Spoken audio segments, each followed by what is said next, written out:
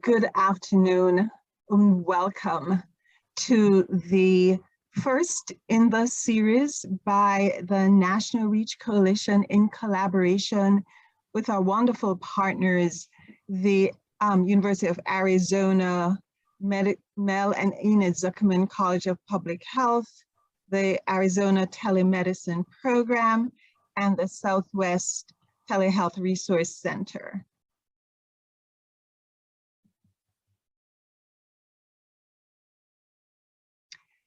A very warm welcome to you all. This is we are so glad to have you.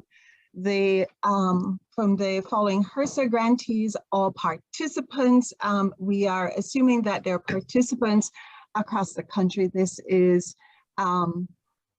something that we have been working hard on and are really looking forward to a fantastic presentation by our speaker.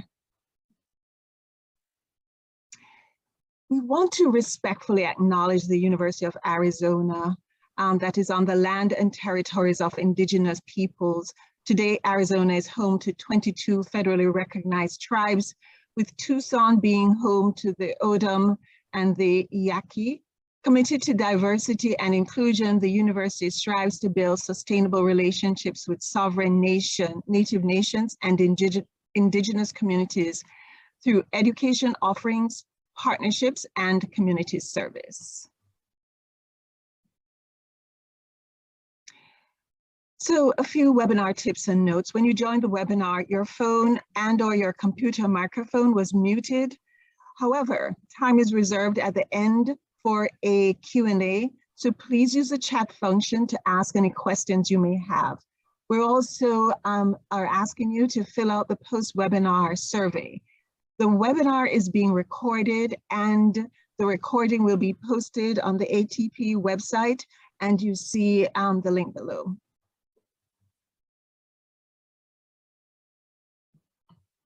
Next slide.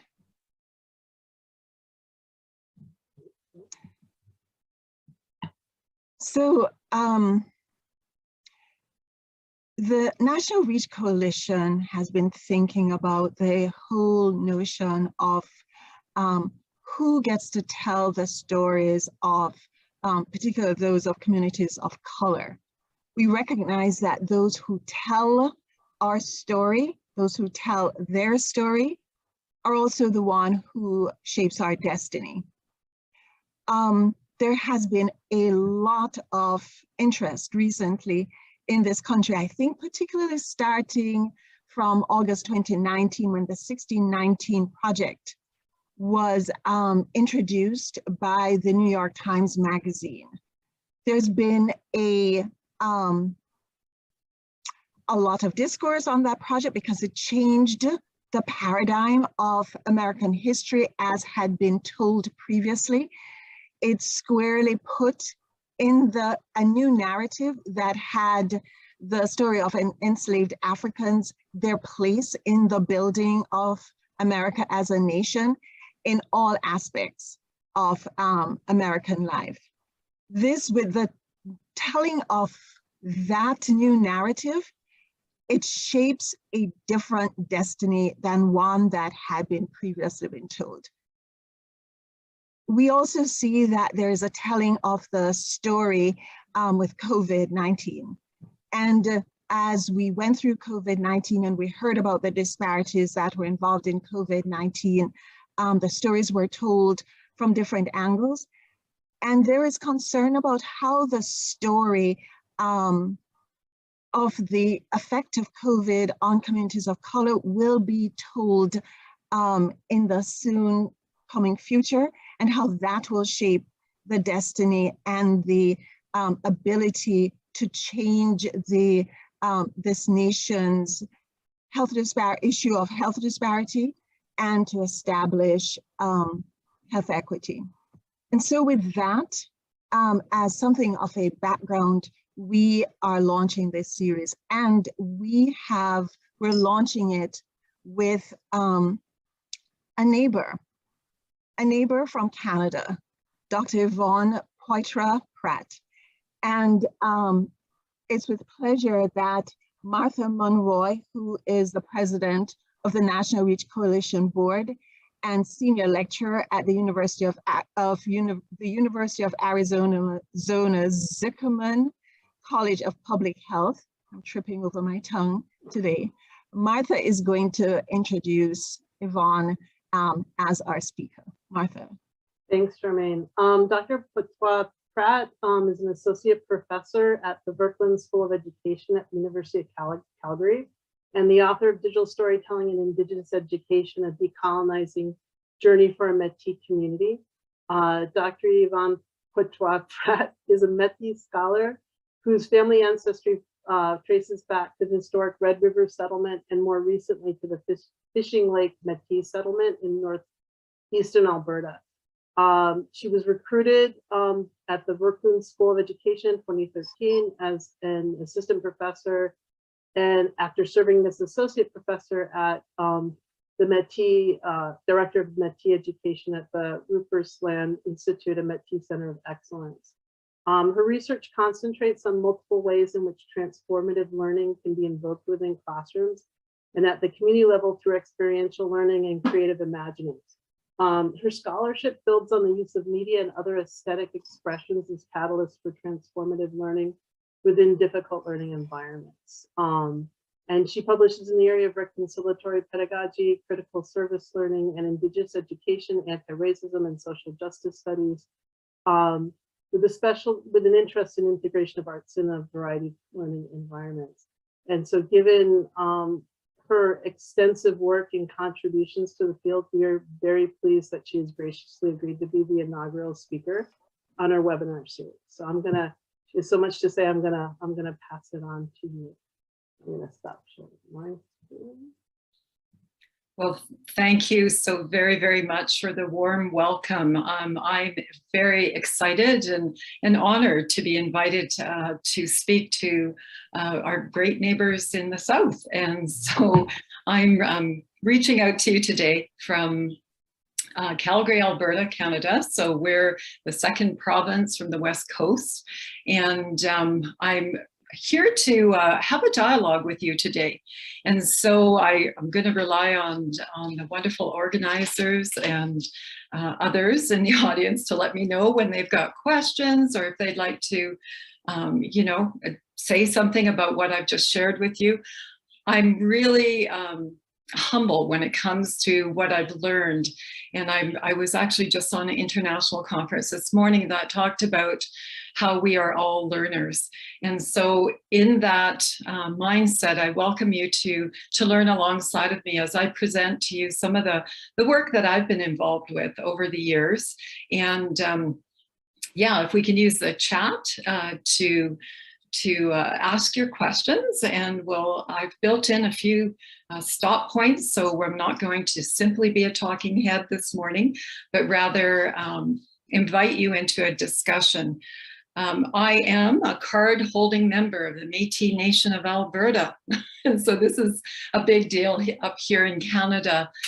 We here in Canada are embarking on the Truth and Reconciliation Commission, and so you might have heard a bit about the work that we've been doing up north here. We've also been busy in truth-telling, and so that's another strand that I really hope to bring out within this presentation, that notion of truth-telling. And we had a delegation of Indigenous peoples just visit Rome on the weekend, and one of my dear friends and an elder in our Métis community, Angie Carrere, was part of the delegation that spoke to the Pope in Rome this past week. And so, you know, please feel free to ask me about any of these sort of side avenues. Today, I'm focusing on the work that I undertook with my ancestral community, where both my mother and father are from. It's called the Fishing Lake Métis settlement in northeastern Alberta. And the Métis have quite a unique history here in Canada. And so I'm going to try my best to give you a glimpse of what that is. I can't give you the whole history, but I'll give you hopefully enough context so you can understand the ways in which I know my own work is very much concentrated on the reclamation of voice and story. We've had our story told for us for centuries, and often it's been a very biased and negative account. And so my hope is that in telling my story and sharing the story and the work that I've done with my home community, that you can have a better sense of what it takes to embark in the reclamation of voice, and in doing so, empowering communities to do the same. Now, if someone could give me a hands up, are you able to see my presentation? Okay, wonderful. Thank you, Michael. Okay. So, Yvonne Poitras Pratt, yes, I'm learning how to say my maiden name, my Métis name. Just in the last few years, I grew up with Poitras, a very anglicized version of my name, but I'm reclaiming my Métis family name because it's important to me that I keep those connections to my home community. The Métis people do not exist in the United States, and I was sharing with the group a few days ago that it's always interesting to me when I cross the border, I suddenly become a Native American. Up here in Canada, the Métis have a very unique history where we took on what was then a very small Canadian government, and we were trying to legally join what was then the Dominion of Canada. But the Canadian Army instead took up arms against our people, and our leader was hung and our people slaughtered. And so that is sort of giving you a sort of a glimpse into some of the Canadian history that I hope to also present through this presentation. When I'm presenting as a Canadian scholar, I realize that we have very different contexts. And so I hope that you can see common ground, or at least parallel experiences from which we can learn from one another. And that is my hope in sharing what I've done in my own community with you this afternoon. So again, please feel free to use the chat to ask questions, and if the question seems pertinent, please have someone interrupt me. I'm happy to be interrupted. So much as our wonderful leaders did for yourself this morning, I too would like to acknowledge the lands on which I am presenting from. So I come to you from the traditional territories of the people of the Treaty 7 region in southern Alberta in Canada, which includes the Blackfoot Confederacy, comprising Siksika, Piikani, and the Kainai First Nations, as well as the Tsuut'ina and the Stoney Nakoda.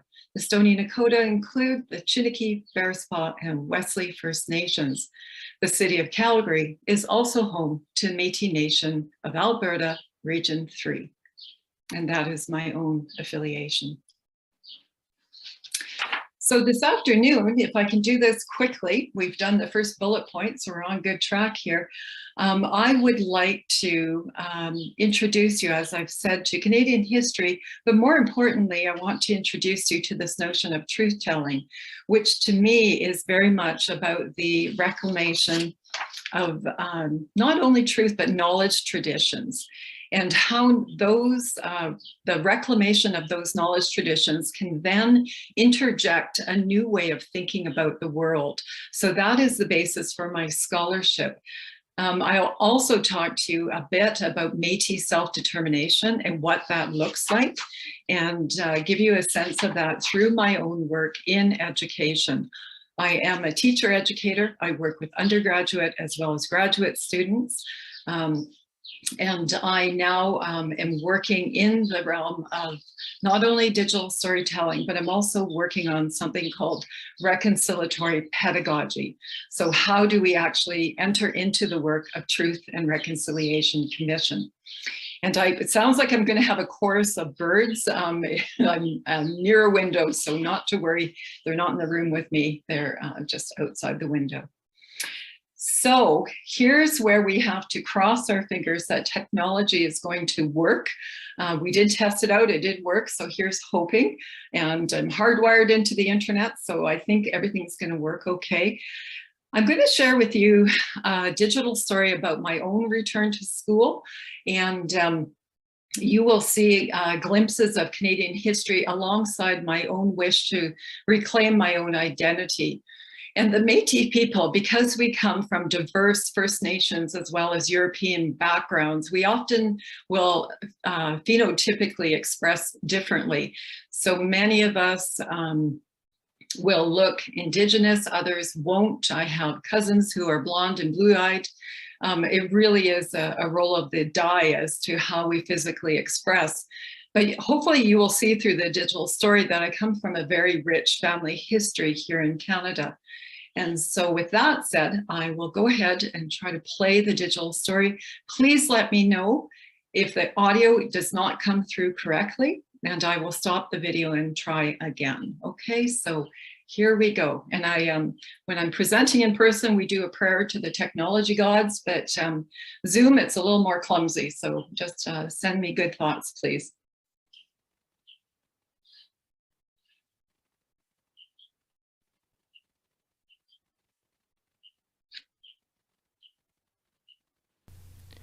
I grew up not knowing where I really came from. What I did know is that we were somehow different from others. In fact, I was often embarrassed to have my friends over. After all, we lived in a house the size of a garage. We had an outhouse and a wood cook stove. The wood pile was our playground. Dad hunted and fished, so we had deer carcasses hanging out in the shed. I played in the bush with my two brothers, and I remember that we were often confused as to whether we should be the cowboys or the Indians. In fact, mixed messages were a big part of my early life. I knew that we were part Native, but at the same time, my parents told us to keep that secret to ourselves. Tell them you're French, my mother would tell me. Or better yet, tell them you're 150% Canadian. I was confused. What was I to tell people? And why did I have to hide my identity? In school, we learned about the voyageurs and the coureurs de bois. They seemed to look like my family, but still I wasn't sure. If we were part Native, how come we didn't live on a reserve? Why did Dad look Native, but Mum really didn't? Why did Mum have an accent that almost sounded French? Why were we part of the Association for Non-Status Indians? It was all a mystery to me. One thing I did know, I did not want to be ashamed of my Native ancestry. I was proud to be Native, part Native, whatever I was. Later on in my life, after marriage, motherhood, and a successful career in downtown Calgary, I decided to go back to school. This was not an easy decision. I remember standing at the front door of Mount Royal College for a good 10 minutes in complete and utter turmoil. My stomach turned and anxiety prickled my skin. People stared at me as I stood there stuck between two worlds. I worried about my 3 kids who I'd scattered throughout the city. I worried about where I was going to find money to get through my classes. I worried about how I would be able to handle this extra work. Mostly I worried about whether the little girl from the bush should try to attempt such a big move. Little did I know that I was about to take a journey to my true identity. My journey through university, and now through graduate school, has meant that I have started to hear some of the silenced voices of the Métis. Through books, other people, and my own research, I have not only learned a word I'd never heard before, Métis, but I also started to find out some very interesting facts about our people and my family. Things I could be very proud of. My dad's family was part of the fur trade as early as 1640.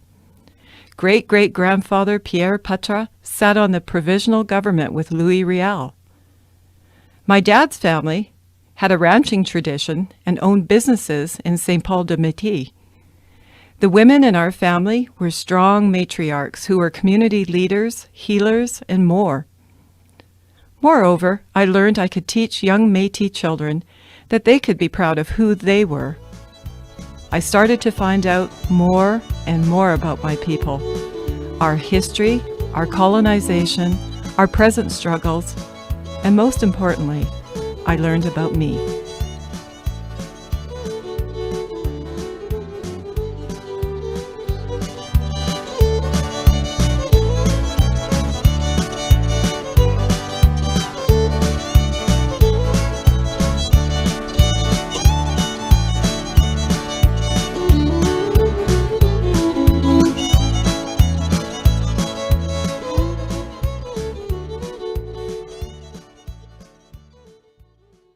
All right, so I usually unabashedly ask for applause because these little 3 to 4 minute digital stories take a lot of emotional work.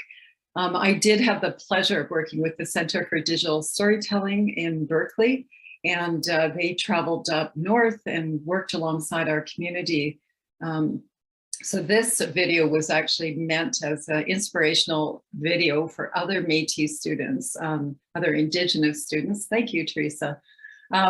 It just, yeah, it gives you sort of a glimpse into, you know, who the Métis people are. And we are of mixed race, but we make sure that we tell, you know, we're teaching our people up here in Canada, we're not simply mixed race. We come from a very unique political background, cultural background. And so for Métis, we're not, you know, not just a First Nations and, you know, usually people think of a First Nations mother and a European father, but rather we have this incredibly long history here in Canada.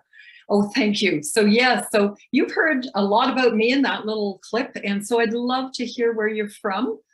Yeah, so I'm reading, I've got it set to everyone here and Health Department in Tucson, Arizona. And you'll have to forgive me, my pronunciation will be off. Natalie from MPH Pima County Health Department. So this is fascinating to me. Those 3 children that you saw in the video, I went back to school in 1996 when my children were 2, 4, and 7. Gerardo, thank you. And those 3 young children are now, my oldest son is a nephrologist, my daughter is a mental health nurse, and the youngest is a biologist. So I've been at school forever. Washington, oh, this is lovely, County Health Department. Thank you. It's just, it's really tough to be in these online Zoom environments where we can't see who's in front of us, rather the box, but oh, okay, downtown Bronx in New York City, lovely. Wow.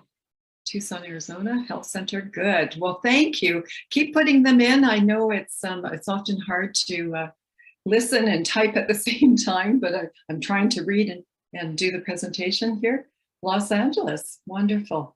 Okay. So lovely. So lovely. Oh, Vancouver, Virginia. Yeah, you have to correct me because VA means Vancouver and up north here. Lovely. Okay. Thank you, guys. So as you're dropping those in, I also wanted to stop for a moment and just talk to you about this notion of colonization. So here in Canada, as I said, some of the primary things that we're doing is having people engage in, non-Indigenous people engage in truth-telling. And the word colonialism is something that I even have my students practice saying. Because here in Canada, we like to think of ourselves as this peaceable, tolerant country. And, you know, I'm the bad guy that steps in and says, well, actually, no, we have this thing called a colonial history. And so, yeah, how has colonization disrupted storytelling, our traditional methods of storytelling? And so Kate has it's put fear into the people in our families that would have otherwise been storytellers.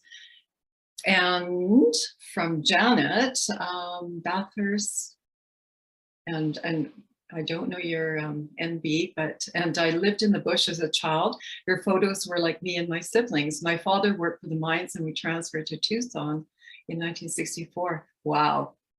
New Brunswick, thank you, thank you, thank you. So Yes, so that the act of storytelling is a way of implementing, or in our case, reinstituting traditional oral storytelling. And so, you know, using new media as a tool of decolonizing, as I have done, I've witnessed how many people are able to connect to the storytelling. And so in the work that I've done, part of the message that I bring forward is the fact that when you have colonial powers, you know, the old adage that the conqueror tells the story, we are, as a Métis community, really pushing back on the ways in which our story has been told by the power holders in our country. And so, you know, it's been a deliberate suppression of our voice, or ignoring of who we are as a peoples. And we're really, really doing our best to now reclaim those stories. And so I've talked about the notion of Canada having this colonial past, and how we as educators now are really working hard. And it's actually thanks in large part to the Truth and Reconciliation Commission, who've issued 94 calls to action. And we're having people rethink how they're telling stories. You know, this work is not brand new. Back in 1972, the Indian Control of Indian Education was fighting to have the right to have education told from our perspective. And since that time, we've had the 1996 Royal Commission on Aboriginal Peoples. And just as of late, the 2015 Truth and Reconciliation Commission is also trying to embark on that really difficult work. And so I thought I would give you the colonial version of Canadian history in 4 minutes or less. And so if you watch, or as you watch this video rather, please watch for the tone, listen to the music, watch how the map populates, because this is the grand narrative, right? This is the colonial narrative that has been issued in our classrooms, and I would suspect the same thing is going on down south as it is up here. And I just want you to watch the people on the right-hand side, the colonial power holders, and the ways in which they occupied what we refer to as Turtle Island. And you know, think about the music and what it's making you think about, how it's making you feel, and then we'll maybe chat about this in a bit. So here we go. Here's hoping YouTube is going to work for us. And I'm going to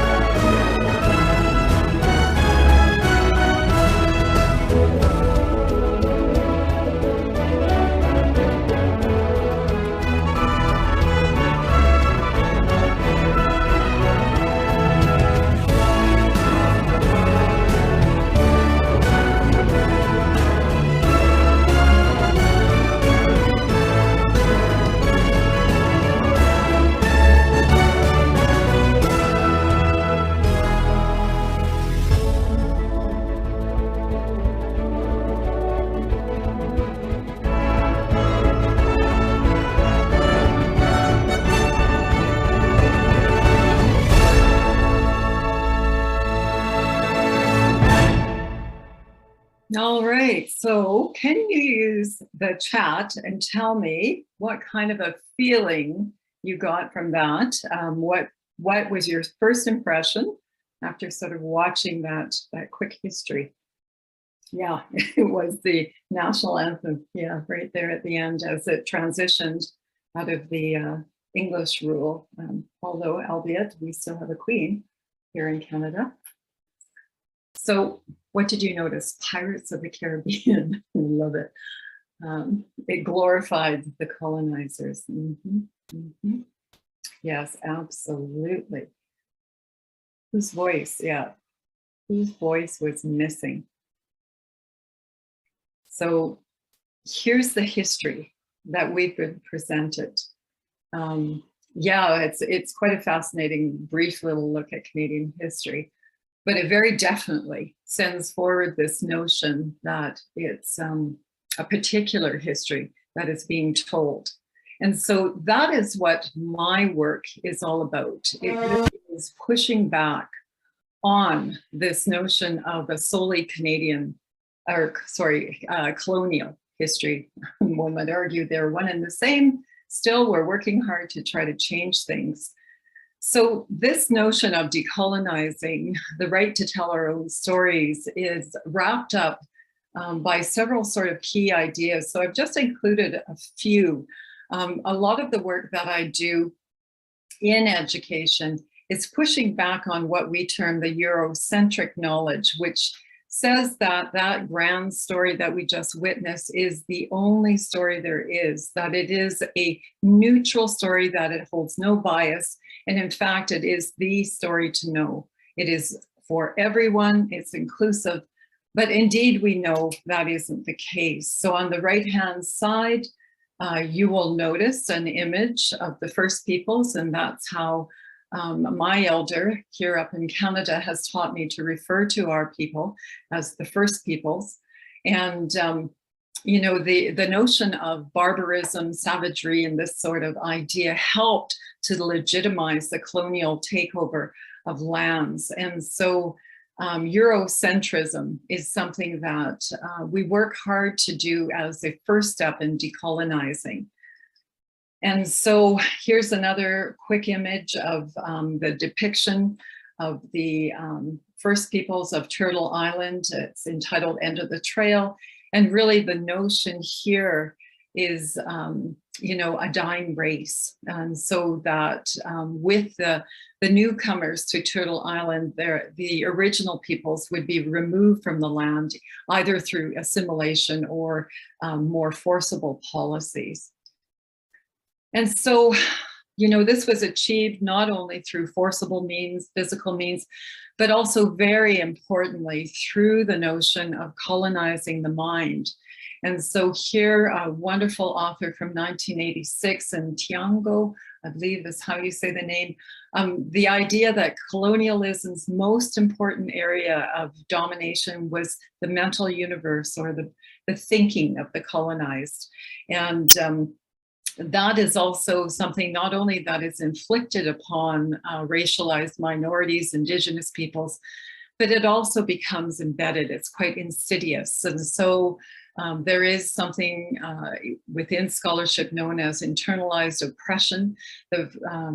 The reality is that we participate in our own oppression. And that is a sad fact of being one of the colonized groups. When you start to believe that the white race, the incoming colonizers' ideas are indeed the superior way to think about things, then you start to internalize the fact that people think less of you, but you also start to do it to yourself and to others in your own community. So it's a very insidious tool of colonialism.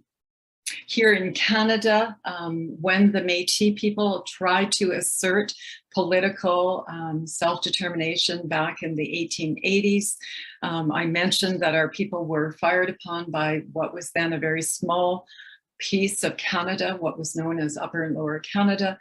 And what you're seeing in front of you is a historical narrative around our people. And Francis Parkman, who was quite a racist historian of the time, he described our people as half-civilized vagrants, many of them shaking loose every tie of blood and kindred, identified themselves with the Indian and sank into utter barbarism. In taking a scalp, he rivaled the genuine Indians. So you're hearing the very racist language that was attached not only to the First Nations, who are our direct cousins, but also our own people who are a mixing. We are a post-contact people. And so, you know, there's often this notion of authenticity too that surrounds the Métis. So people think to themselves, well, they're not full-blooded. We have no notions of blood quantum here in Canada. The Métis instead deliberately side themselves with Indigenous peoples. In fact, we fought to be included on the Canadian Constitution. But the image that is in the background of the quote is actually images taken from the last battle with the Dominion of Canada, and it is some of the fallen soldiers in Batoche, some of our Métis men that died fighting for their right to, you know, for self-determination. Really, that's what it was all about. So there's also this notion of how does storytelling play into this? And so, you know, this project of mine, the notion of digital storytelling as a tool of decolonization, really is about, you know, the ways in which our people understand our own history. And so I put this in as a speaking slide, but because I can't see all of you, it's a little more difficult. So I'm just going to bomb through, if that's okay, and just see if we've got questions from the audience. And so there's another theoretical idea out there, and it's the idea of symbolic violence. So not only was physical violence, you know, foisted onto our people, but also this notion that violence can occur also with the suppression and the oppression, the ignoring of people's voices. And so, you know, when we start to internalize that oppression as the oppressed, we start to, you know, think that this is a normal state of affairs.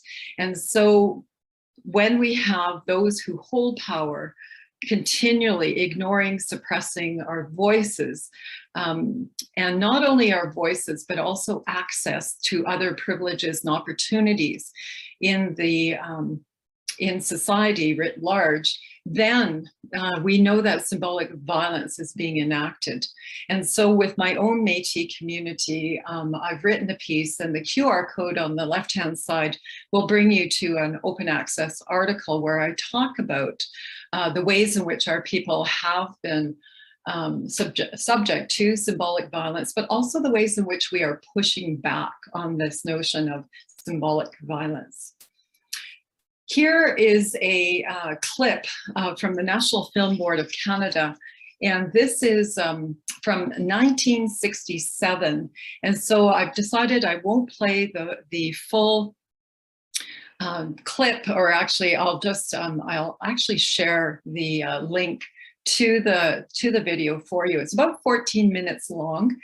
And what it speaks to is the ways in which our people back in 1967, this is a meeting of the First Nations and the Métis people, they were asserting their right to education as well as rights recognition at a larger scale. And it shows you the force of what is here, the Catholic Church, and its negative implications on our people. The person who's featured in the center of the photograph is a fellow in the film. Unfortunately, the Catholic Church had a very, very disastrous consequence on our peoples, and the evidence of that is now being unearthed. The account of Indigenous children being discovered is up to about 7,500 here in Canada now. And so the Catholic Church just recently issued an apology for its role in the desecration of our children. And so Yeah, some of this stuff is really, really tough.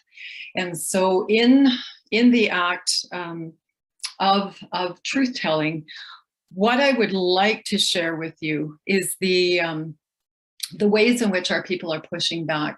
And so we've suffered this long enough, and for you know, our people, we've been pushed aside, mostly ignored. I think, you know, because this notion of racial purity has been really used well in our country.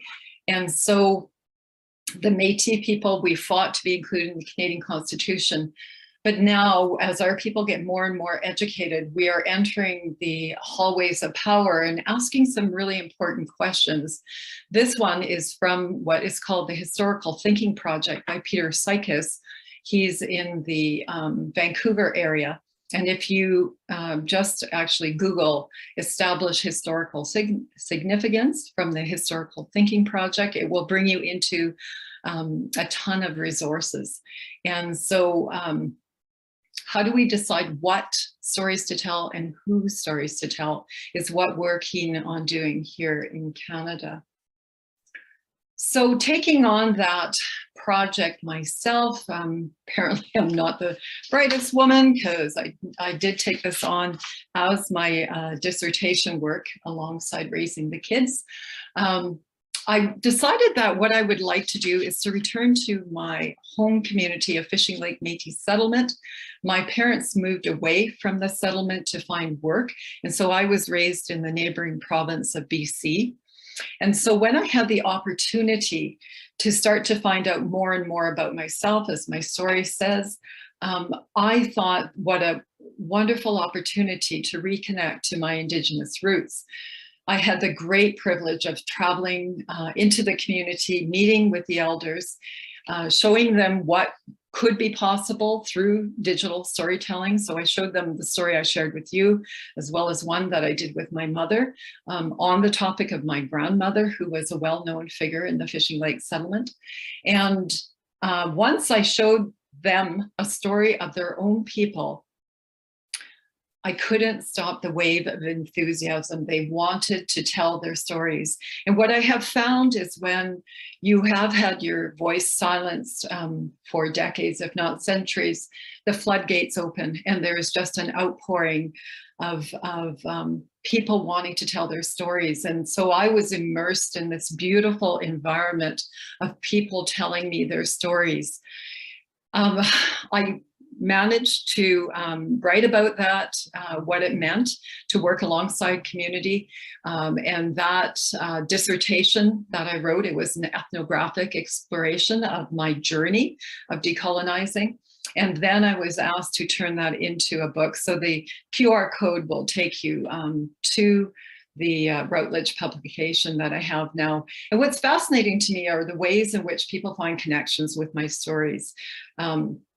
And I say my stories, meaning our stories. So it's always hard for me to know the perspective to take.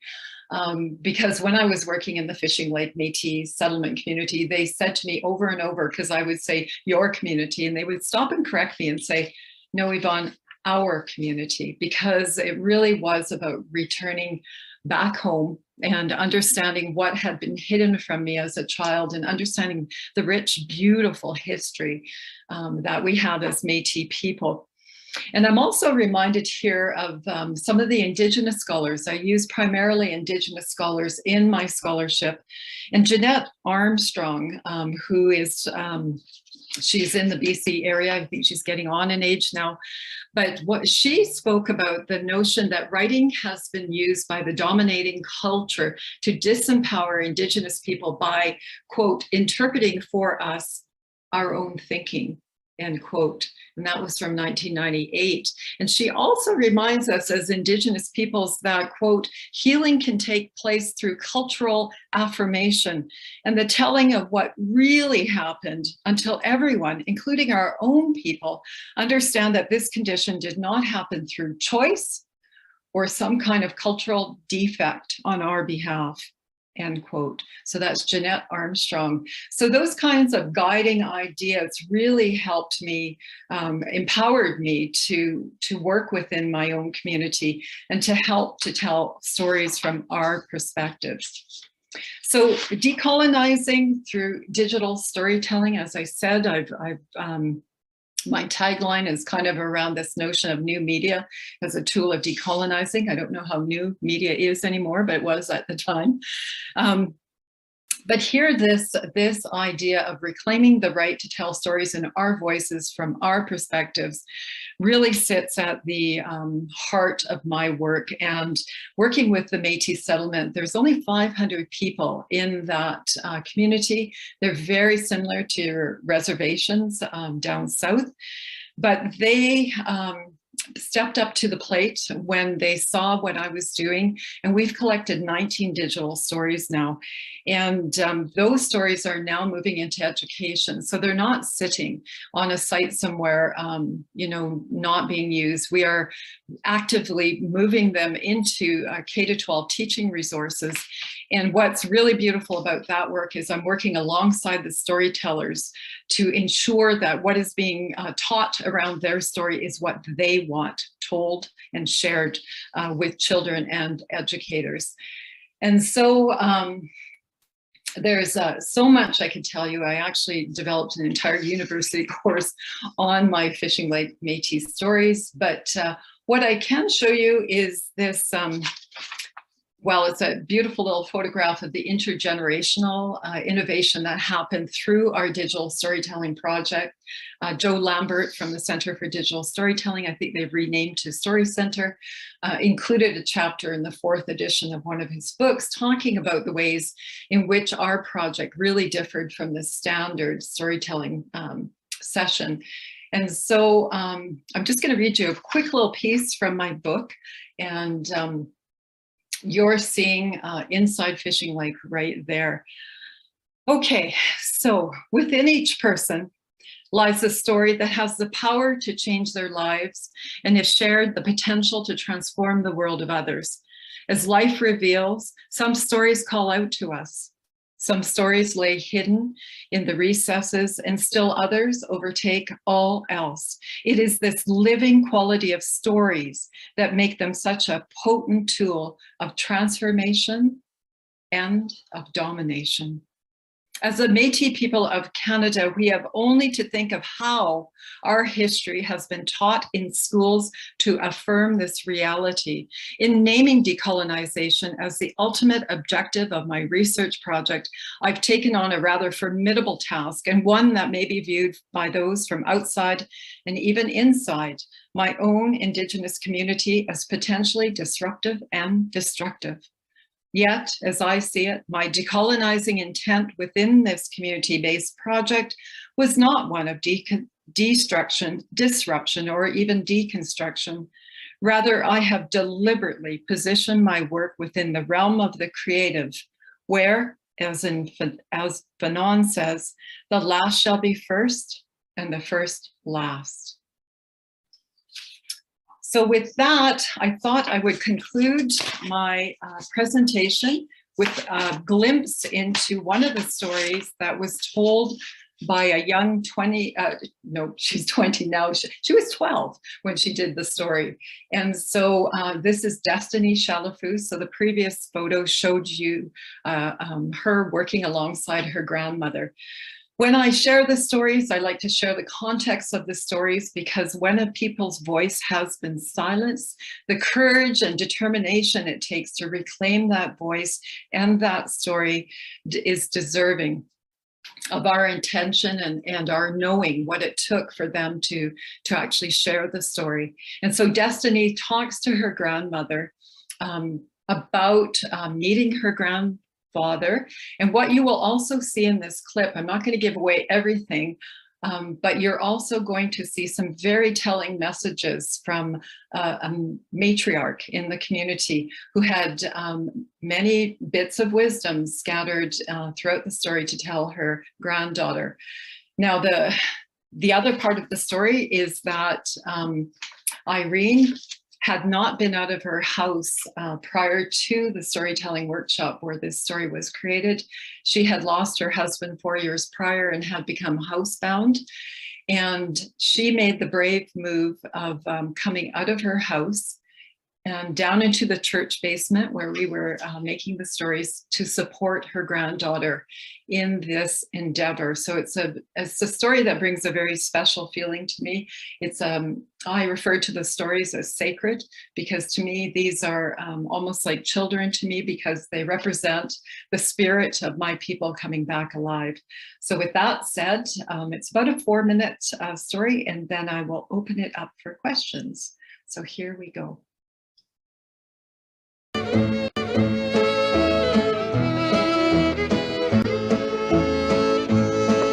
Tonight down here in the valley. How did you and Grandpa meet? Frog Lake store. I came to the store and he was there. Then we started talking, and then he asked if he could come see me at the house. He used to come just about every night, every evening. That time I seen him in Frog Lake after that. After I met him, he asked me if he could take me out to dinner. That was my first date, I guess. He was nice. He had a brand new truck. How was he with kids? How was he with kids? He was strict with kids, but he loved them. You said you could live. Tell us about him and his horse. Oh, he loved his horse, his saddle horse, Brownie. He used to ride him all the time, go check cows. And he loved his dog, cattle dog. He didn't need anybody to go with him to go check cows. He said, I don't need anybody, I'll just use my dog. And he used to bring all the cows in himself. He used to round up cattle in the fall, in the spring, and he used to brand his calves. There's guys used to come and help him brand. Didn't let him go. Oh, he asked me to marry him. He said, I want to marry you to look after you, not to abuse you.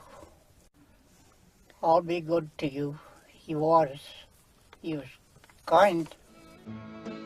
To give you a heart true and real. And we had a outside platform here in Townside. They had the wedding dance. And his best friend, Chili Moss, next morning he was sleeping in his car and the police came and they picked him up. But that's just for a little while. They let him go. How many kids did you guys have? We didn't have any kids, but we adopted. We adopted Dean, and I had Brenda. I had adopted Brenda when I was in Frog Lake. And then when I moved over here to Fishing Lake, I still had her, but he took her as his daughter, like his own. And then we adopted your dad and Paul. And your dad used to be the dishwasher. He used to wash the dishes all the time.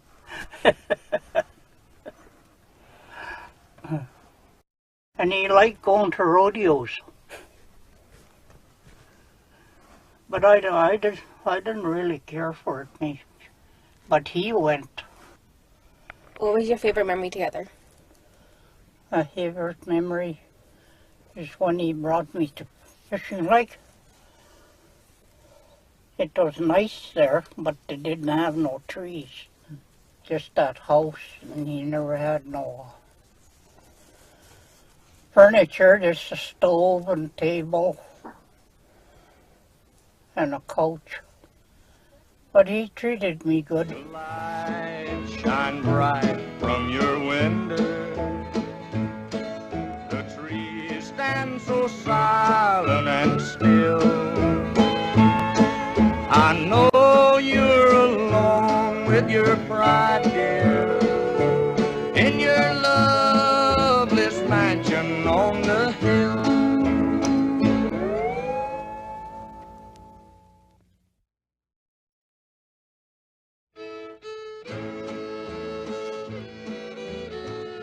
So Nichimus is Cree for sweetheart. Yeah, this is, thank you for the comment in the chat. It just really is heart work. It's hard work, but it's also heart work. So you're dealing with people's hearts when you're asking them to share their stories. So Destiny was going to join us today, but she's actually in the middle of her studies to become an educator. And so as a fellow educator, I will never interrupt that beautiful kind of learning that is going on. It just makes my heart sing that she has decided to enter education. So that gives you, merci mes amis. We are Michif language speakers. So it's 3 languages that are braided together. And that concludes the formal part of my presentation. And what I thought I would like you to do just before we engage in some of the questions is I would like to share with you, thank you for all the kind comments on the side. And yes, connections.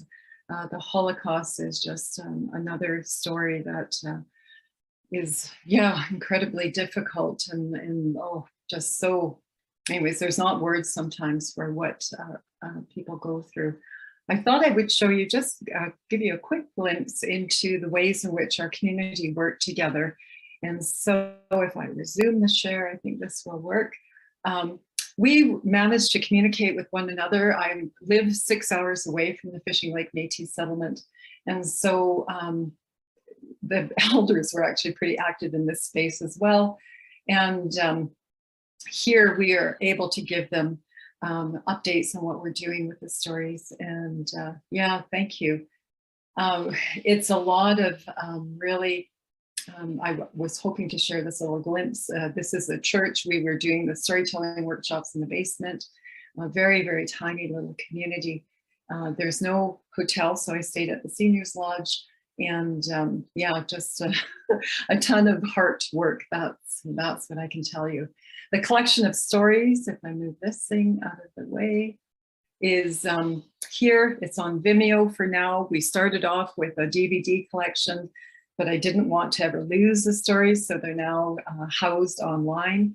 And so, you know, when I present on the stories, we have everything from funny to every kind of story possible. Stories about land loss, and by land loss I mean land theft, our involvement in the world wars, and there's just a ton of beautiful stories from this tiny community. We've also taken the stories forward, as I mentioned, into the K-12 realm. So here on MétisVoices.ca, you can see that we've developed teacher resource guides. And we want to tell a new story about the Métis to make space for a new Canadian narrative. And so we've done that with, oh gosh, nine digital stories now. So that's the work I'm involved in. And I always think if I'm asking my community to do something brave, I better darn well be ready to do it first. And so my story is featured on this site. And I say these are the ways in which you can use the story, and here's a message I would like to be told. And these are some of the other stories. So this is a public resource. It's free for whoever would like to teach around the Métis people. And so I do other work, but that's a glimpse into the type of work that I do, some of the work I do. And yeah, I'd love to chat with you guys though. I've done enough talking myself. And I would love to hear some questions from the audience, if that's possible.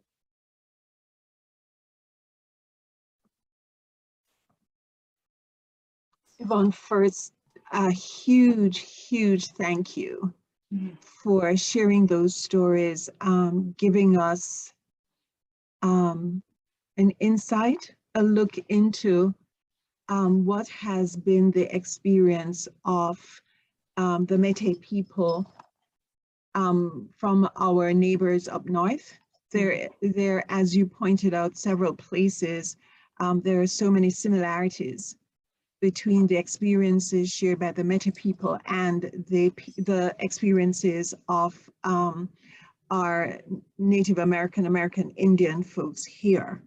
So as Yvonne has said, she is open to having questions asked.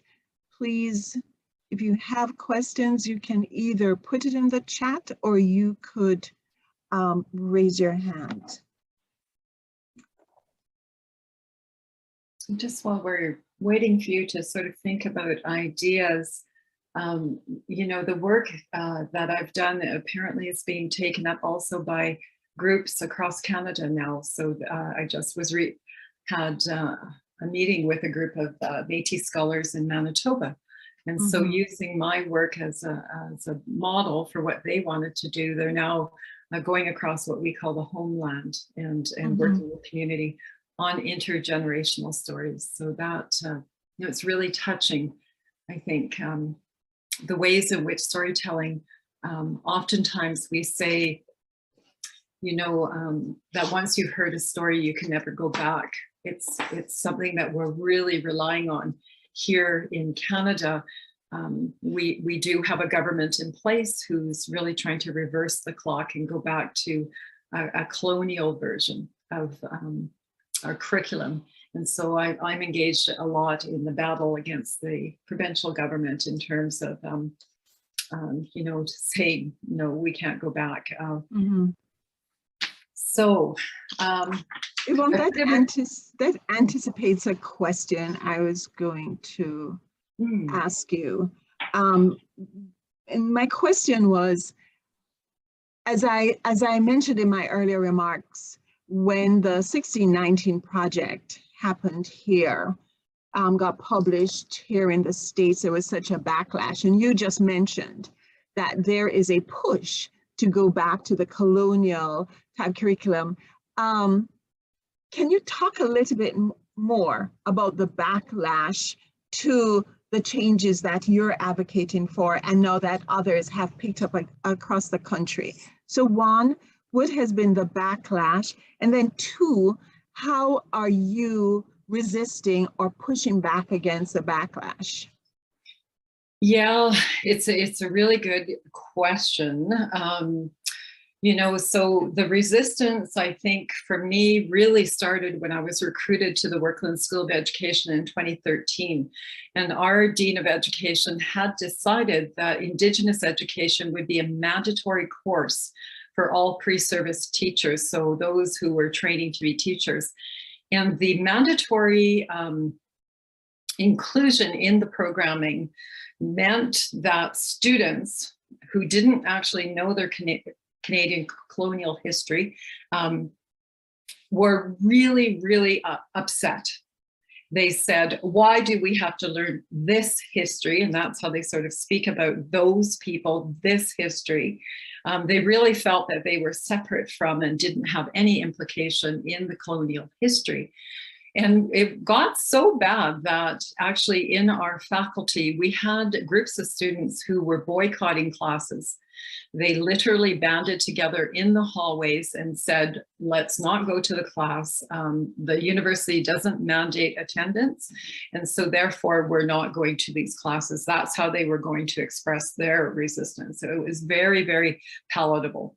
In my own class, I remember stepping into my class on day one, and you know, I call it hallway chatter when you know the students are up to something. And I had come down the hallway and I saw them sort of whispering and sort of, I knew they were up to something. And so when I stepped into the classroom, they knew that I was a Métis professor, and they knew that they weren't happy being in my class. And so I stepped into the space and did the usual cheery hello from the teacher and that sort of thing.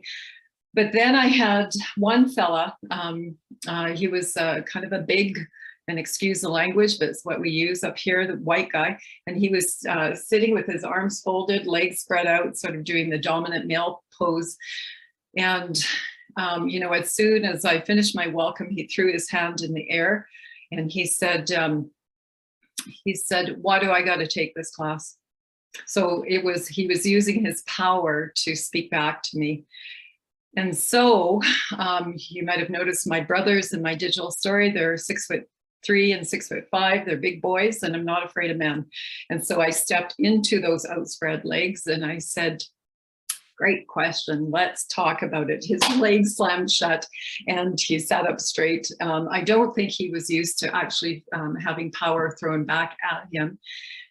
And I said, let's talk about it. And so I opened it up to the room. And so we had a good talk about why are we teaching? Why are we mandating that this be known by our future teachers? And it actually, I pride myself, I had 35 at the beginning of the term and 35 students at the end of the term. So what my class was not one of them that boycotted, but I know many of my colleagues had students boycotting. And so that's some of the resistance. I know in some cases when I come in as a guest lecturer, because this work is really deep work, it starts with self and it starts with critical self-examination. Oftentimes, if I'm in for just a really brief session, I'll have people who will react with anger. And so, you know, that's because they've never had the mirror turned on themselves. And you know, they'll say things like, oh goodness, you know, she's arrogant and she's, you know, who does she think she is? That sort of reaction. That's some of the resistance that's out there. I've also been told I'm the wrong kind of Indian because of that authenticity kind of idea of racial purity is applied to Indigenous peoples. So that is also something that plays in resistance against our people. And yeah, I could probably go on forever, Charmaine. There's been a lot of resistance. There's resistance from funders with Indigenous work because they see it as a, we are fighting for our inherent rights as Indigenous peoples under the United Nations Declaration on the Rights of Indigenous Peoples. And so that is an international covenant that covers our right to reclaim our stories and who we are as a people. So there's so many ways, I think, in which, you know, the non-Indigenous population is really starting to listen finally. And I think I shared this with our organizing group the other day that with the 7,500, and that number is expected to grow into the tens of thousands, of children who are now being unearthed, who were killed through residential schooling. People are finally taking notice, and it has made me angry. You know, I can just be totally honest with you. We've been telling these truths for centuries, decades with the residential schooling, but people have chosen not to listen. Mm-hmm. I'm going to say that again. They've chosen not to listen. And that is privilege. That is the privilege when you don't come from a background that is marginalized and oppressed. And so the work that I do is really about trying to have people take part, not only in the discussion, but actually doing something. And so that's what reconciliatory pedagogy is all about. Mm-hmm. It is helping people to make that first step into this very difficult work. And so there's a bit of resistance. I could go on and on, Charmaine, but there's, yeah, several ways. Yvonne, you spoke about the truth telling. Mm-hmm. Can you talk a little bit more about that truth telling and how it's being played out in the country, and its impact on the Metis people? Yes, truth telling is something that, as I mentioned, if you haven't read The Truth About Stories by Thomas King, you must read it. The Truth About Stories. It is one of those very accessible readings, and he uses humor actually to reach his audience. But in it, he tells a lot of truth, and it is the laying bare of the colonial truths that have been cleverly disguised throughout the years. And so now with our revealing of truths and sharing that with teachers, what we're doing, what we're hoping is happening is that truth telling will become part of the everyday experience of the next generation of Canadians. So that's why we're so adamant in the project of truth telling. And those of us that are Indigenous, there is a saying up here, and I don't know if it's reached down south, nothing about us without us. And so that work, nothing about us, that ethos, nothing about us without us, means that as Indigenous scholars, we are being called into so many different spaces. We're being called into our home communities because people are being re-traumatized because these stories are coming out. And so it's quite a time here in Canada, but what I feel is the answer is actually helping others to earn the right to be called allies. And so allies, I often teach this, it's a label that's earned, and it's not something you slap on yourself and say, I'm the good ally. It's actually when community, and I'm talking about Indigenous, marginalized communities, recognize you as doing the right thing. And that you're making space, you're opening up these conversations, and you're ready to learn. That's the work that we're engaged in. So I'm pulled in a number of different directions, but the work is so important. Truth telling will make the world, I think, a more just place. I think, you know, I've faced all kinds of reactions from students, from guilt to anger to shame. Everything, every emotion, I think, is what is invoked in my learning spaces. And so I'm in that affective learning domain and trying to manage emotions. What I know is if I'm too strong, if I'm too adamant, if I'm too, it's almost anything I say. Oftentimes I can raise my eyebrow the wrong way and learning shuts down. It's your every move is being scrutinized because people are in that really emotive space where they're rattled and they don't know what to do. And, you know, ultimately, you know, it is a loss of power and privilege, isn't it? And so that is also rattling around. And so there's a lot of strong emotions that accompany this learning, and it has had an impact bodily, emotionally, psychologically on myself. I know it's a heavy, heavy burden, but it's work I feel that must be done. And we have only to look around the world, right? The Black Lives Matter, we were sitting up paying attention. We had our own stuff going on up north here. And, you know, I often will make fun of Canada and say, you know, we always think we're so peaceable and tolerant, but look at this. You know, and with the children now being unearthed, I think there are many Canadians hanging their head in shame because this is truth telling. And I say to them, does it take that children's bones for you to wake up? Does it take that? Because that's what I'm feeling right now. And that's, you know, I teach from an authentic place, an honest place. Maybe it doesn't, it's maybe not the best thing to do, but it's all that I know how to do. Yeah. So yeah, there's a lot that comes with your question, Charmaine. It's very intense work. It needs the help of allies, and so the work that I do now is helping people to understand that critical self-examination is the first step, and we use a lot of social justice concepts to get people to the right place so that they can be in a ethical positioning when they're ready to enter the work. And so we do a lot of work around that. But great question. Gaspard has asked a question, but I want to follow up with something before we get into Diane's question. You said that when you started your class, there were 35 students, and when you ended your class, there were 35 students, and that was a class where the young white guy with the legs spread apart confronted you. What transpired in that class so that he and others like himself did not drop out but stayed to participate in this learning that to borrow from our title is changing the paradigm, right, of the story, and how that story gets told and by whom. So what do you think happened, why that young man stayed? Yeah, I've done a lot of research around the teaching of the class, and what I can share with you, and I'm very happy to share so that others can do the same. We teach from a relational model.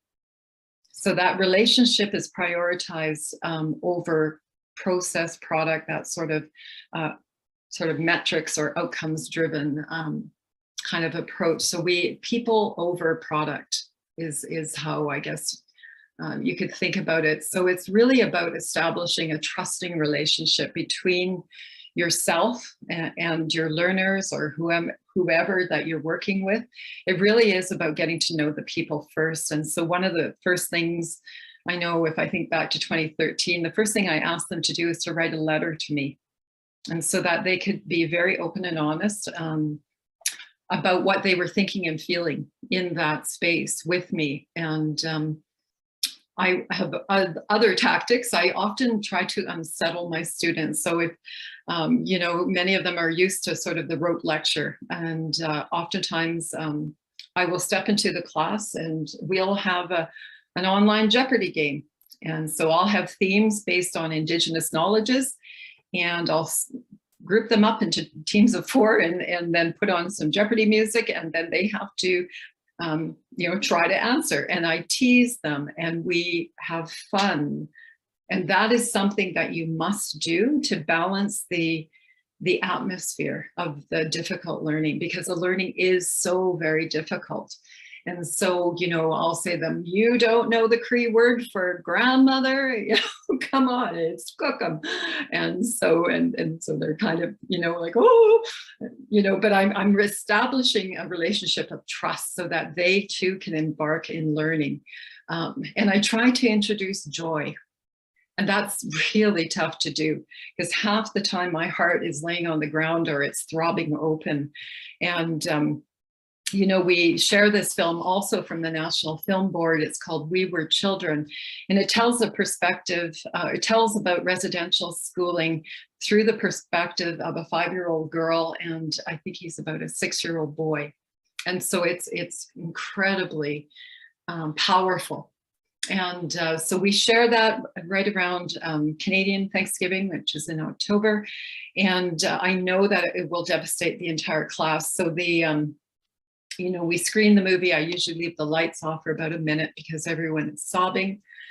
And then I slowly turn on the lights and we debrief. And, it's the one year that comes to mind, there were 40 students in my class and they were all sobbing. So Kleenexes being handed out, and we're talking through what they just witnessed, the rape and sodomy of 5-year-olds and 6-year-olds. And one of them put their hand up and they said, "You're comforting us." And I said, "That's right." She said, "You're comforting us." And I said, "Mm-hmm." She said, "You're an Aboriginal woman and you're comforting us. That's wrong." And it was one of those moments that sets you on your heels as an educator, because the humanity that was being displayed by this student towards myself, all Indigenous peoples, I don't witness it very often. In fact, that's the only event that I can share with you over those years of teaching that class, where one person realized that I was not only teaching it, but I come with lived experience. And so that it makes the teaching not only difficult, it's right in your soul, because the digital stories, the 19, many of them are about murdered and missing Indigenous women, one of them being my aunt. you know, we're talking about my uncle who was raped by the priest in the settlement. So these stories go really, really deep when you're from the people. Yeah, hard questions, Charmaine, I love them. Thank you, Yvonne. We're going to go on to Diane's question. How do you deal when people are ready to believe in alternate truth? Yeah, so that also is a great question. So what I have done, I think when people are ready to be woken, and that's I'm trying to. It's a weird sort of state of being here in Canada. And people are, I think, woke is, and I know that kids use it differently, but their eyes are now opened. And so even if our premier here wants to go back to 1950s curriculum, there's no turning back. There really isn't. You've heard the story now, as Thomas King says, you know, you'll go forward with it in your life. And so, you know, I've developed a graduate program. It's a one-year program that actually has our students respond to the TRC calls to action. And so we do really a lot of work with our students. In the summer, we have 10 days together, and the faculty of education that I'm with, we hired elder to teach alongside of me. So the elder is in the room with me from 9 to 5, and we have half Indigenous, half non-Indigenous students in that space. And we're sharing stories. We do a lot of Indigenous pedagogy. So we do story sharing circles. We do ceremonies around the murdered and missing Indigenous women. So we do the Red Dress Project on campus. We go out to a former residential school that's been reclaimed by the Siksika. And we do a tour through the building, and we hear from the elders. So there's, you know, I've got a whole program that's developed around how people can respond to truth telling in an active way. In the fall and winter sessions, we get our students ready to work with a partner on one of the calls to action. And we're actually just pulling a book together on their stories of working in community, because we feel that others need that inspiration to get the courage to step into this work, because it is really, really tough work. Dan, did Yvonne answer your question? Because I see you added some clarification in the chat. Can you unmute Diane and answer?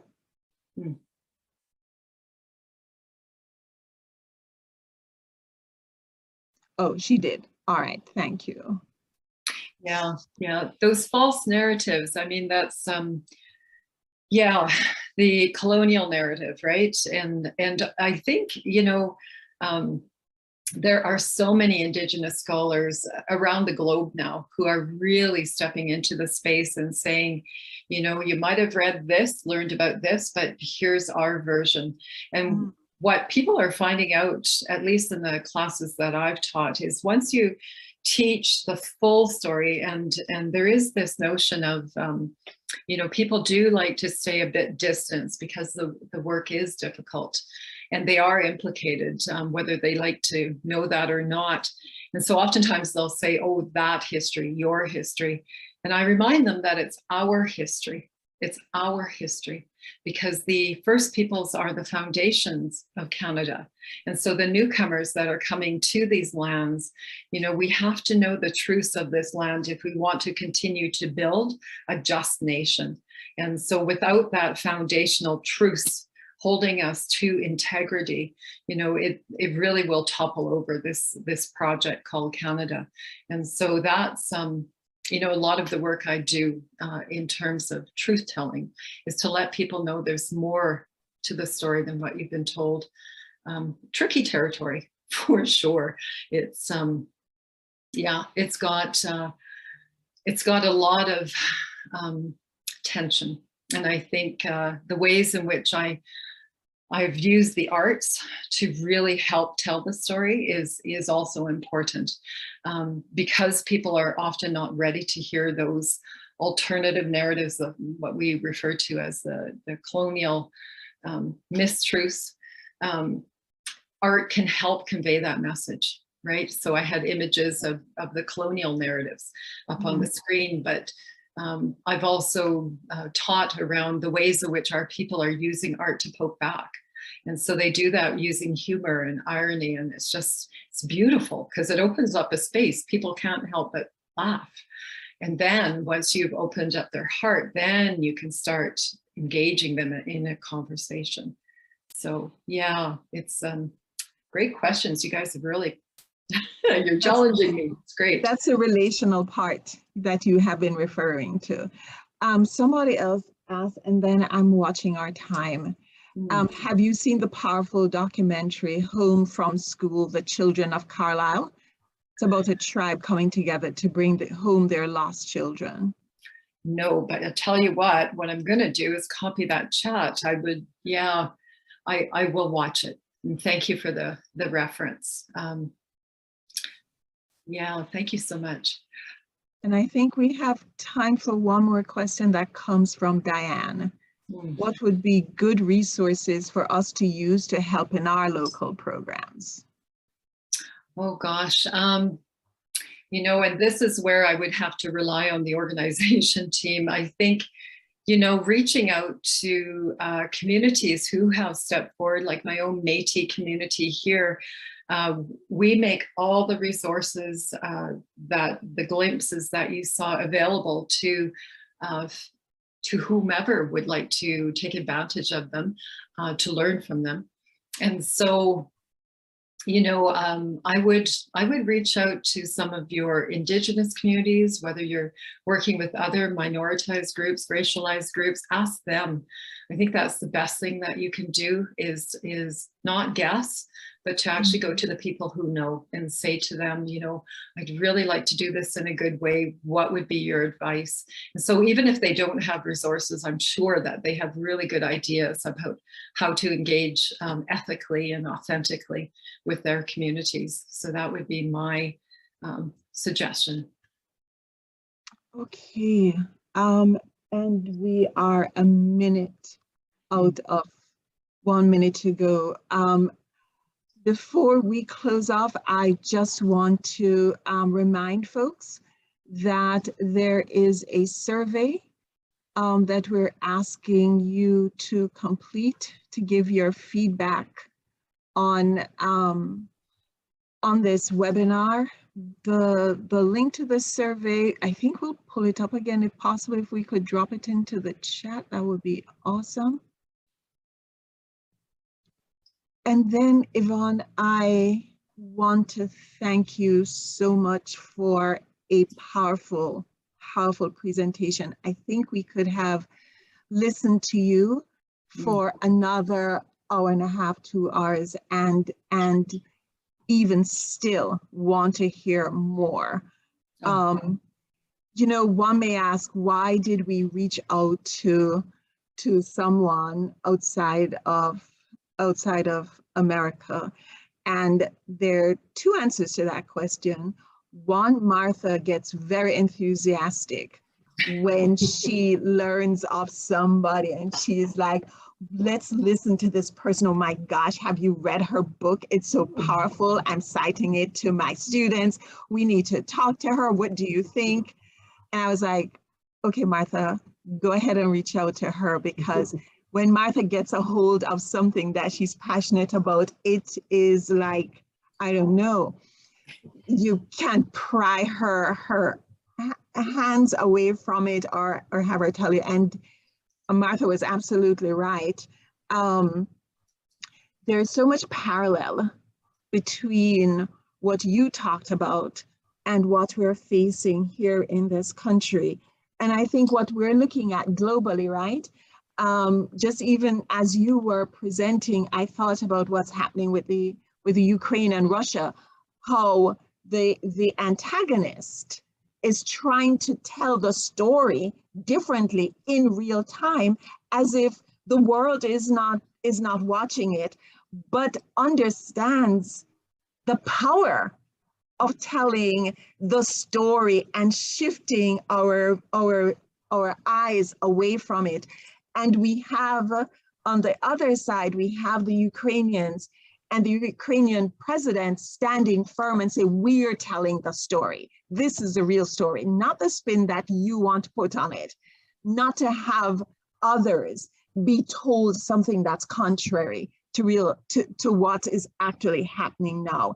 And so I thought, my gosh, we are not only living it in our respective country, we're seeing it happen globally.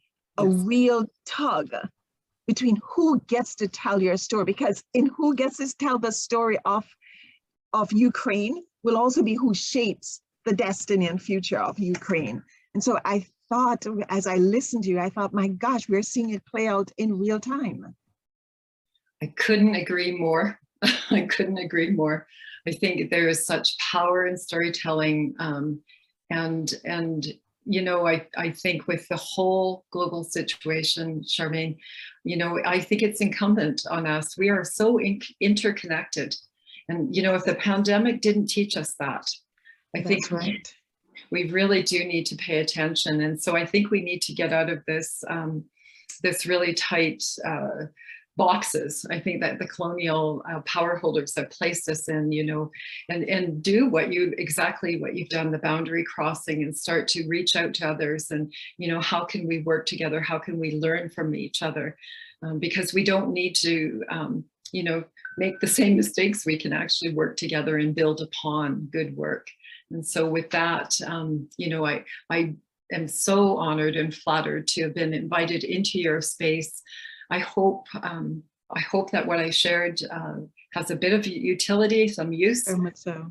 Yeah, and just thank you again for inviting me down. I have faith in America. You have a good president now. I won't get too political, but I just am very happy with what I'm seeing going on. And yeah, it's lovely to be working across our borders. Again, Yvonne, thank you so much for giving us so generously of your time and sharing the work that you have been doing to tell the story, to wrestle it away from those who wrestled it away from the original storyteller and told the story in the way that served their purpose. And so, like others are learning, other of the Metis people are learning in Canada, there's much that we are able to extract from what you shared with us. So again, a huge thank you. And thank you all for joining us today. For upcoming webinars and events, please visit the website. The URL should be on the screen. You'll be able also to view today's webinar on demand by visiting the previous website page, and that recording should be up tomorrow. We value your opinion. It will inform the webinars that are coming up or that are being planned. So please take a few minutes to complete the online survey. As you exit, you'll be taken directly to the short survey. To our speaker, we cannot say thank you enough. You were the right person for our inaugural webinar. Yvonne, thank you. We look forward to partnering and collaborating with you in the future and to learn from your work as we will share with you what we're trying to accomplish here. Such an honor. Thank you. Thank you, Charmaine. Thank you, Martha. This was a beautiful afternoon. So my heart is full. Thanks, Yvonne. And actually, Agnes Adakai, who is one of a co-faculty and staff member at our College of Public Health, said that Native Justice is hosting a film and discussions. I think Agnes, are you still on? Are you referring to the one that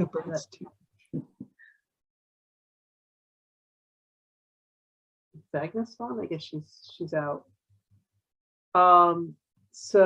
She leads a lot of our initiatives for Indigenous and Native American students and also rural communities. But I guess she probably had to. She dropped off. We're running a little over time. I think she might have been referring to Rosalind's what Rosalind was talking about. So. And our final thing, Yvonne, somebody said we liked the birds too.